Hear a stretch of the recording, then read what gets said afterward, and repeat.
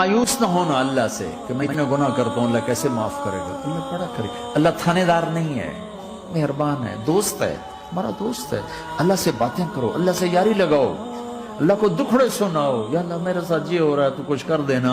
اللہ سے لاڈ کرو جیسے ماں سے لاڈ کرتے ہو۔ اللہ تو پیار کی چیز ہے نا کہ ڈرنے کی، ہاں ڈرنا ہے اپنے گناہوں کی وجہ سے، لیکن پیار غالب ہو، محبت غالب ہو۔ میرے نبی مسجد میں صحابہ ہنس رہے تھے تو آپ نے فرمایا جو میں جانتا ہوں تم جانو تو تمہارا ہنسنا بند ہو جائے، رونا زیادہ ہو جائے۔ تو سب صحابہ نے زارو قطار رونا شروع کر دیا۔ آپ یہ کہہ کر واپس مڑے، دروازے تک نہیں پہنچے تھے کہ جبریل آ گیا کہ میرے محبوب تو نے میرے بندوں کو اتنا زیادہ ڈرا دیا مجھ سے، جا واپس جا، جیسے رولایا ہے ایسے ہی ہنسا کے آ۔ اللہ پاک تو ہمارے مالک خالق، ہمارے مہربان ہیں۔